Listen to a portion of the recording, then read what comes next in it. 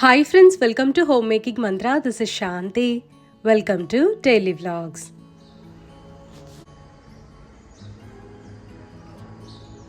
ధనుర్మాసంలో తెల్లవారుజామున ముగ్గు వేస్తూ ఉంటే ఒక పక్కన గుళ్ళో నుండి మంత్రాలు వినిపిస్తూ ఉంటాయి, పక్షులు అరుస్తూ ఉంటాయి. చాలా బ్యూటిఫుల్ మార్నింగ్స్ కదా. ముగ్గు వేసిన తర్వాత ఇంట్లోకి వచ్చేసి ఇంట్లో పనులు స్టార్ట్ చేసుకుంటూ ఉన్నాను. ఇవాళ పప్పుచారు అండ్ చిక్కుడుకాయ ఫ్రై చేద్దాం అనుకుంటున్నా. చిక్కుడుకాయల్ని కుక్కర్లో స్టీమ్ చేస్తున్నాను. ఆల్రెడీ కందిపప్పు బియ్యము నానబెట్టేసి అప్పుడు కిందకి వెళ్ళాను.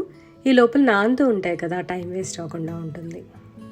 స్టవ్ మీద పాలు పెట్టేసి ఇంకేదన్నా సరే స్లోగా అవుతూ ఉంటాయి కదా, ఆ పనులన్నీ ముందు మొదలు పెట్టేసుకుంటే ఇంకా నెక్స్ట్ మన కటింగ్ కానివ్వండి, బ్రేక్ఫాస్ట్కి సంబంధించి అట్లా ఒకదాని తర్వాత ఒకటి చేసుకుంటూ ఉండొచ్చు.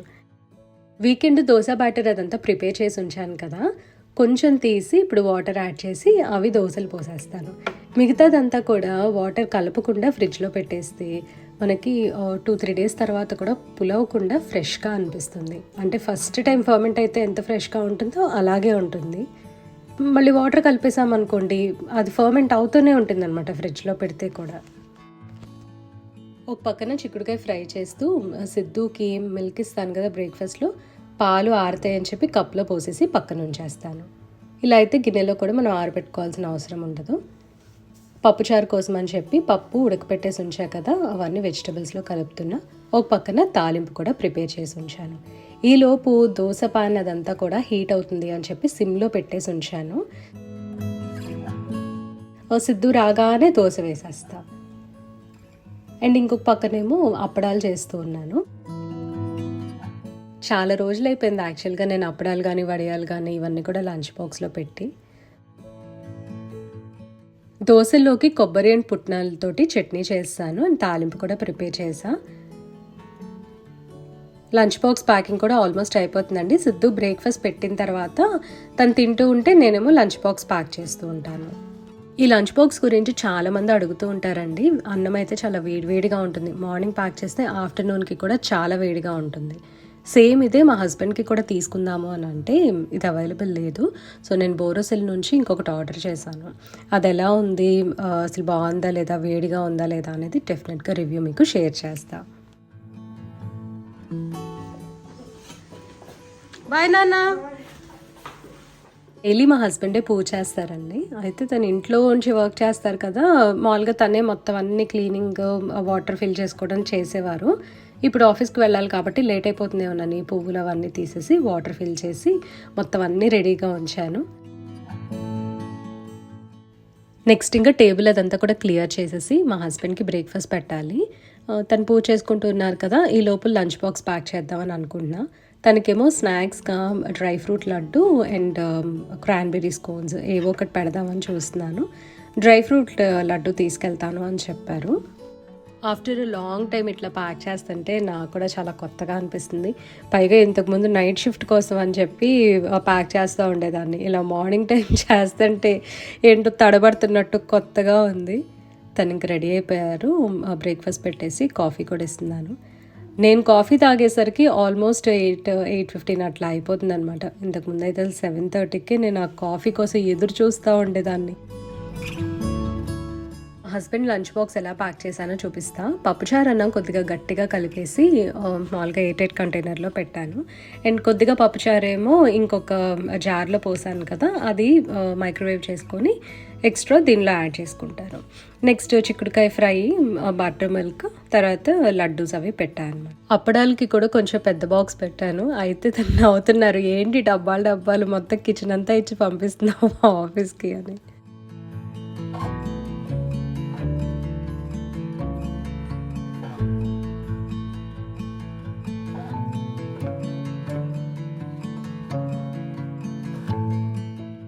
వెకేషన్ నుంచి వచ్చిన తర్వాత ఊర్లీలో ఫ్లవర్స్ వేయటము, ముగ్గులు వేయటం ఇవన్నీ కూడా అసలు బాగా గ్యాప్ వచ్చేసింది అనమాట. ఏది కూడా చేయలేదు. మొన్న ఒకరోజు లిల్లీస్ కనిపించాయి, చాలా బాగున్నాయి చూడటానికి, ఫ్రెష్గా ఉన్నాయని చెప్పి తెచ్చా. అవన్నీ కూడా ఇప్పుడు ఊర్లీస్లో వేసి డెకరేట్ చేస్తున్నాను.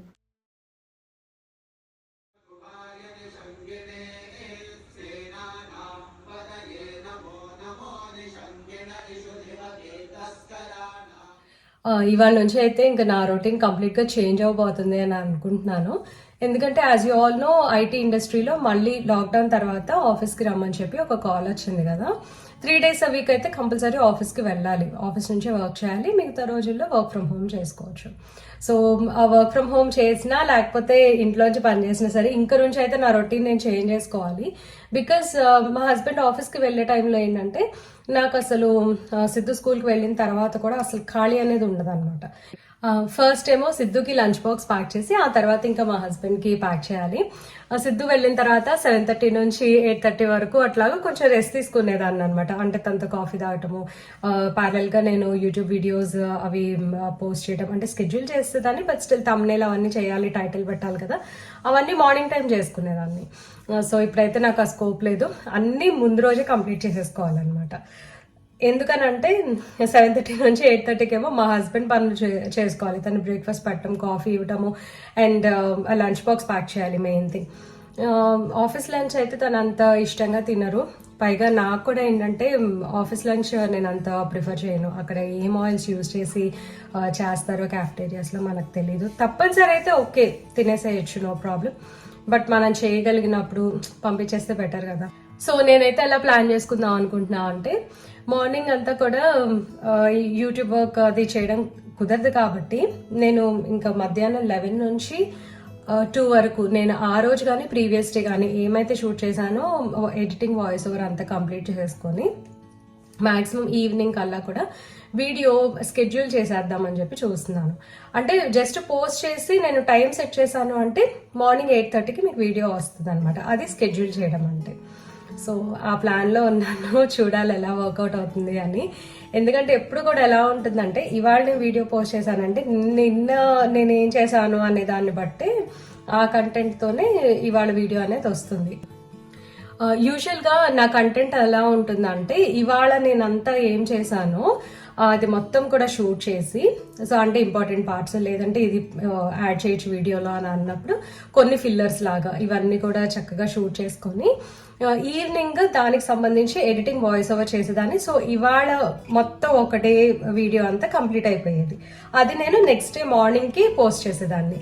బట్ ఇప్పుడు మార్నింగ్ టైం నేను ఎడిటింగ్ చేసుకున్నాను అనుకోండి, ముందు రోజు ఏం చేశానో అది చేయాల్సి వస్తుంది. సో నాకు ఎప్పుడు కూడా వీడియో ఆన్ హ్యాండ్ రెడీగా ఉండాలన్నమాట. అంటే ప్రీవియస్ డే వీడియో రెడీగా ఉండాలి. హోప్ మీకు అర్థమైంది అనుకుంటున్నాను. ఈ కంటెంట్ ఇట్లా చేయాలి అంటే నాకైతే కొత్తగా ఉంటుంది. ఎందుకంటే ఇవాళకి నేను ఏం చేశాను అనేది ఫుల్గా వీడియో షూట్ చేసి ఈవినింగ్కి ఎడిట్ చేసుకుని వాయిస్ ఓవర్ చేయడం ఒక్కటే అలవాటైంది నాకు ప్రస్తుతము.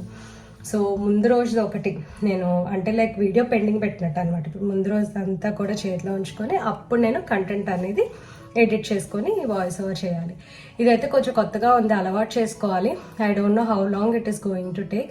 కానీ మార్నింగ్ టైం నేను 11 to 2 o'clock అట్లా యూటిలైజ్ చేసుకున్నాను అంటే చాలా ప్రొడక్టివ్గా అనిపిస్తుంది. And at the same time నాకు ఈ టైం యూటిలైజ్ అవుతుంది అనమాట. ద థింగ్ ఇస్ నేను బద్దకిచ్చకపోతే మార్నింగ్ ఇప్పుడు వర్కింగ్ ఉమెన్ ఎట్లా ఆఫీస్కి వెళ్ళి పని చేసుకుంటారో నాకు కూడా ఇది ఒక మార్నింగ్ జాబ్ అయిపోతుంది. లైక్ ఇంతకు ముందు అయితే నాకు ఖాళీ ఉన్నప్పుడు బిట్వీన్ 4 PM to 8 PM లేదా 9 అట్లా పడుకునే ముందు అట్లా చేసేసుకుంటా ఉండేదాన్ని. అది చాలా రిలాక్సింగ్గా అనిపించేది నాకు యాక్చువల్లీ. ఇలా త్వరగా చేయటం వల్ల ఒక అడ్వాంటేజ్ ఉంది. మార్నింగ్ టైంని నేను యూటిలైజ్ చేసుకుంటే ఈవినింగ్ కొంచెం ఫ్రీగా ఉండొచ్చు. ఎందుకంటే లైక్ ఇంకా నా ఎడిటింగ్ అవ్వలేదు, వాయిస్ ఓవర్ అవ్వలేదు, నిద్ర వచ్చేస్తుంది, ఇంకా బోల్డ్ అంత పని ఉంది, రేపు పొద్దున్న తొందరగా లేవాలి, ఇవాళ నైట్ లేట్ అయిపోయింది, ఈ ప్రాబ్లం ఉండదు అనమాట. సో కంటెంట్ అనేది ముందు రోజు నేను షూట్ చేసి పెట్టేసుకుంటాను కదా, సో నెక్స్ట్ డే ఎడిట్ చేసుకోవడానికి ఈజీగా ఉంటుంది. సో ఇంకా ఈవినింగ్ వాకింగ్ అదంతా పెట్టుకుందాం అనుకున్నా. ఇప్పుడైతే టైం అరౌండ్ 12:30 అవుతుంది ఆఫ్టర్నూన్. సో ఇప్పుడు నేను ఇంకా ఎడిటింగ్ స్టార్ట్ చేస్తాను.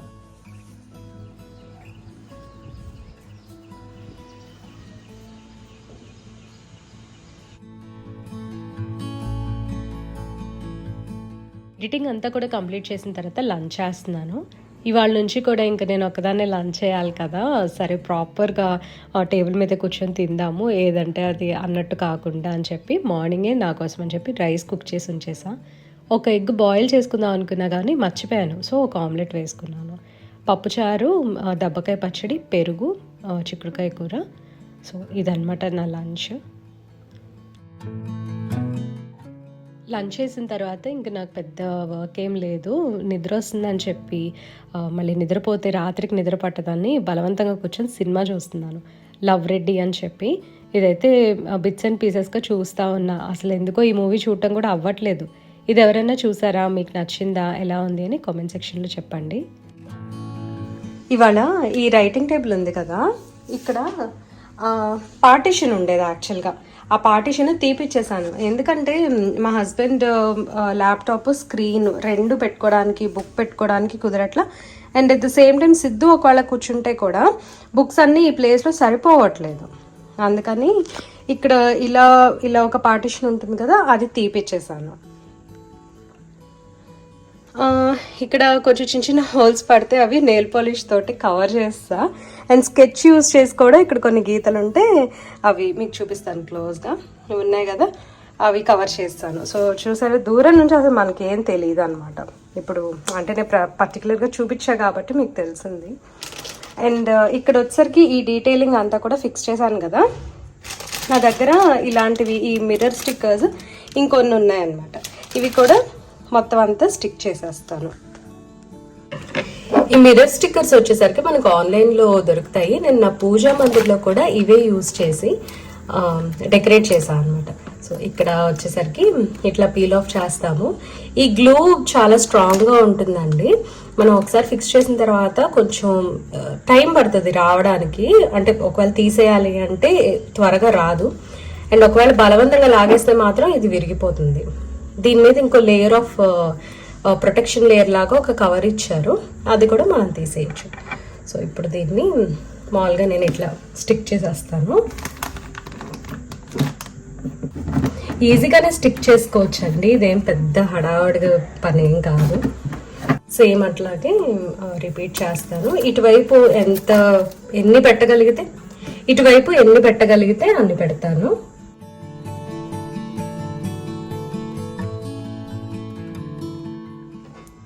దీనికి ఒక స్టిక్కర్ లాంటిది ఉంటుంది, ప్రొటెక్షన్ లేయర్, అది కూడా తీసేస్తున్నాను. అప్పుడు మనకి మిర్రర్ లాగా షైన్ వస్తుంది అన్నమాట. సో ఇదంతా కూడా ఎక్స్టెండ్ చేశాను. ఇంతవరకు పాతవి, ఇవన్నీ కూడా కొత్తవి. బెడ్ని ఎప్పుడు కూడా ఎక్కువ పిల్లోస్ తోటి డెకరేట్ చేయడం అంటే నాకు పర్సనలీ చాలా ఇష్టము. స్టఫీగా ఉంటే కోజీగా అనిపిస్తుంది అనమాట. ఫర్ ఏ చేంజ్ ఈసారి డౌన్ సైజ్ చేద్దాము, కొన్ని పిల్లోస్ తీసేద్దాము అని చెప్పి ఇట్లాగా ఒక 2 పెద్ద పిల్లోస్, 2 కుషన్స్ ఉంచాను.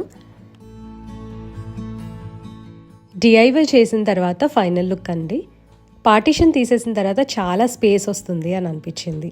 నా ముగ్గులతోటి స్టార్ట్ చేయాలి. నా ముగ్గుల పుస్తకము చాలా పెద్దది కదా, ఇక్కడ కరెక్ట్గా సరిపోతుంది, ఫ్రీగా డ్రా చేసుకోవచ్చు అని అనిపించింది.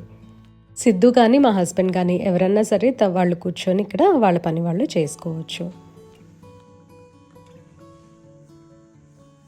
టేబుల్ దగ్గర పార్టిషన్ తీసాక చాలా డస్ట్ అయితే వచ్చింది. అదంతా కూడా క్లీన్ చేసి వ్యాక్యూమ్ చేసిన తర్వాత ఈ పైల్ ఆఫ్ క్లోత్స్ చూశాను. ఫస్ట్ వాకింగ్కి వెళ్ళొచ్చిన తర్వాత మడత పెట్టుకోవచ్చులే అని చెప్పేసి ముందు వాకింగ్కి వెళ్ళా. మరీ లేట్గా వాకింగ్కి వెళ్తే నైట్ పడుకునేటప్పుడు త్వరగా నిద్ర పట్టట్లేదు. రీజన్ ఏంటంటే మనం ఏదైనా వర్కౌట్ చేసినా లైక్ బ్రిస్క్ వాకింగ్ చేసినా సరే మెటబాలిక్ రేట్ అనేది ఇంక్రీజ్ అవుతుంది. ఆ మెటబాలిజం హైగా ఉన్నప్పుడు మాత్రం అసలు నిద్ర పట్టదు, చాలా యాక్టివ్గా ఉంటుందన్నమాట బాడీ. మనము కొన్ని రోజులుగా ఈ ప్రాక్టీస్ అనేది ఇలా కంటిన్యూ చేస్తూ ఉంటే డెఫినెట్గా మన బాడీ అనేది అలవాటు పడిపోతుంది. ఆ తర్వాత మామూలుగా మన స్లీప్ ప్యాటర్న్స్ అవన్నీ కూడా సెట్ అయిపోతాయి. ఏదైనా సరే డైట్ చేసినప్పుడు కూడా అండి ముందు అసలు నిద్ర పట్టదు రాత్రిపూట. డైట్ అనేది లైక్ ఫుడ్ తగ్గించేసేయటము లేదా కార్బ్స్ తీసుకోకపోవటము ఇలాంటివన్నీ చేసినప్పుడు అస్సలు నిద్ర ఉండదు. అటు తిరిగి పడుకొని ఇటు తిరిగి పడుకొని అలా మెసులుతూ ఉంటే ఎప్పుడుకో నిద్ర వస్తుంది కదా. సేమ్ ఈ వాకింగ్ కూడా అంతే అండి. మన బాడీ అలవాటు పడిపోతే నెమ్మదిగా లైక్ మన స్లీప్ ప్యాటర్న్స్ అనేవి కరెక్ట్ అవుతాయి. మార్నింగ్ వాక్ ఎందుకు వెళ్ళట్లేదు అంటే నాకు ఇంట్లో పనంతా అయిపోయి కాఫీ తాగేసరికి 9 అయిపోతుంది. ఆ టైంలో ఎండ వచ్చేస్తుంది, ట్రాఫిక్ కూడా ఉంటుంది. సరే ఎందుకులే అని చెప్పేసి ఇంకా ఈవినింగ్కి చేంజ్ చేసుకున్నాను. క్లోత్స్ అవన్నీ కూడా ఫోల్డ్ చేస్తున్నా. ఇందాక మూవీ చూస్తున్నా కదా లవ్ రెడ్డి, అది కంటిన్యూ చేస్తున్నాను.